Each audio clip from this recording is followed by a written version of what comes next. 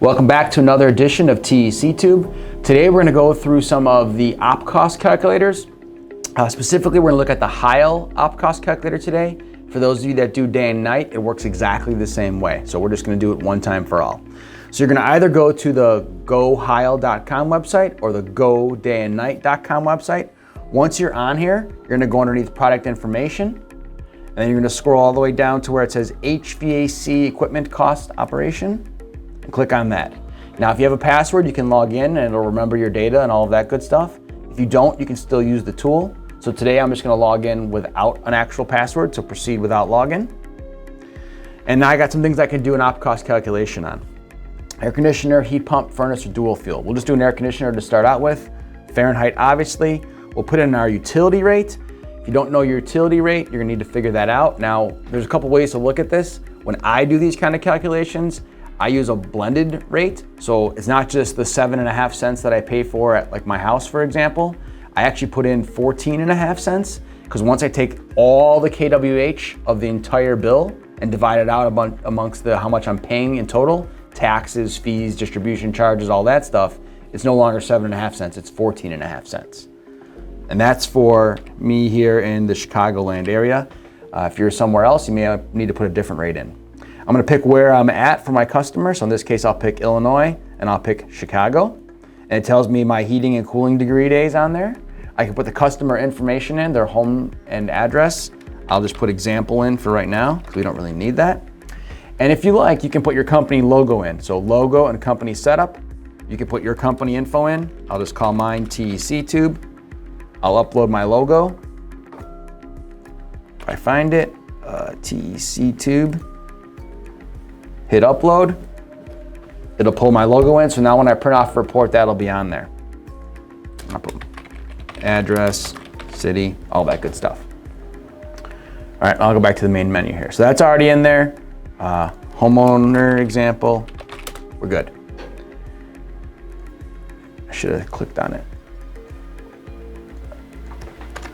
All right, so I should do the logo first. All right, so now I'm gonna go ahead and select the units that I wanna evaluate. So in this case, I'm gonna pick the capacity of the cooling system that I'm working with. So let's say it's a 3-ton for argument's sake. And then what do I wanna have as my base and then as my max SEER? So the way these are gonna work is the base you're gonna pick as whatever they own now. That's what you want your base to be. So if they have an 8 SEER, pick an 8 SEER. If they got a 10 SEER, pick a 10 SEER. Right? If they already have a 15 SEER and you're looking to upgrade them to a 19, pick 15. Whatever they own today is what you want to be the base. I'm gonna pick a 10 SEER in this example because most of the stuff we're replacing these days is 20 years old and it's probably 10 SEER. The max SEER is going to be the highest SEER rating that you are going to be offering them. It's going to give us payback scenarios for everything in between. So it'll give us a 10 SEER as the base, it'll give us a 13 payback, a 15 payback, a 19 payback, whatever. So I'm going to pick 19 in this case. I could go lower if I don't like the 19 SEER products or whatever, I could make 17 my highest offering. But I'm going to pick 19. And I'm going to say calculate. And then it's going to show me for all these different units, if I upgrade from the 10 SEER to one of these higher SEER ratings, what my electric cost is going to be and what my savings is going to be. So if I go from a 10 SEER to a 19 SEER in Chicagoland, it's going to save me $169 a year, right? Had I done something different, if I did 13 as my base, then it would make the chart smaller. That's all it's going to really do, right? And if I set out making a 17 as my high end, it cuts the chart off that way. And put it back the way I had it. And when I look down here, I got a little bit graphical example if I want to look at it that way. All right, and then I can also export this to Excel if I want to email it or print it for a customer. So I'll do that right now, export it to Excel. Shows me that report here, same exact information. And then at the bottom it would have my name and address and my logo and all that good stuff.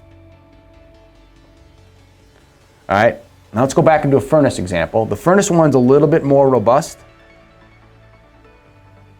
So I'll show you that. Go back. Okay, it'll be faster if I just actually go this way instead of hitting the back button.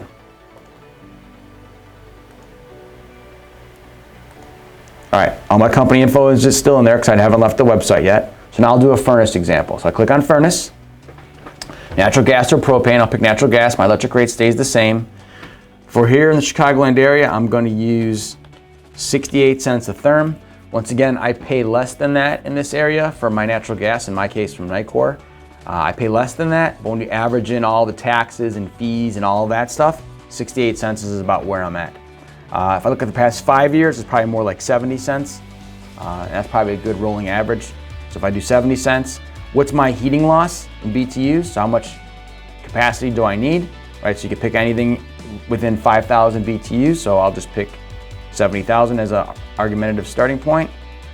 Pick your state and city, Illinois, Chicago, name of the homeowner, my company logo is already set up, and then I can select the units. So when I do that, in this case, instead of just picking the SEER, I can actually pick specific models of furnaces.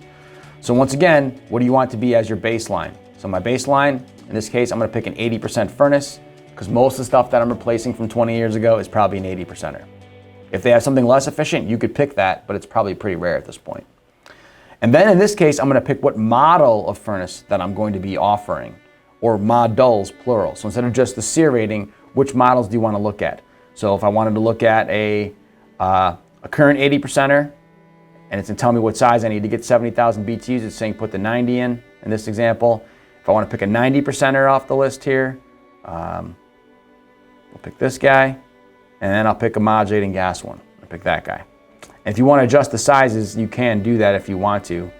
There's no reason to really do that, but if you wanted to show the example of how much energy is going to be wasteful if you pick too big of a unit, you could do that here. Then I'll say calculate.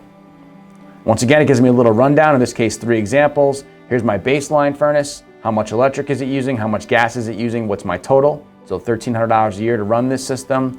And if I put in this furnace, it's going to only cost me $1,100, right? So my total savings for electric, total savings for gas, and then overall savings, 182 bucks. And then the same thing with these other 2 furnaces. The 96 and 97% are both going to save me a little over $300 a year. There's a few bucks in between them. As you can see, the 97 is more gas efficient than the 96, but it's not quite as electrically efficient on that motor for this particular model and size, but it's basically pretty similar.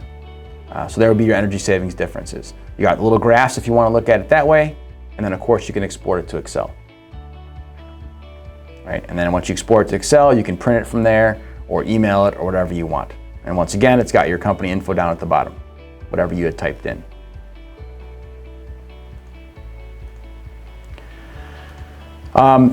In regards to the 2 furnaces, with the modulating furnace not saving quite as much dollars a year as the 2-stage, there could be the little bit of a trap on saying, well, why would I ever offer the modulating?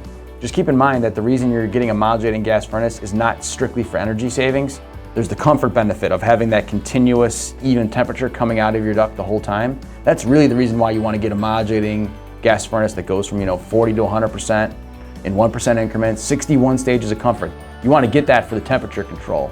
And the fact that it costs basically the same as the really nice 2-stage, great, you're in the same boat there.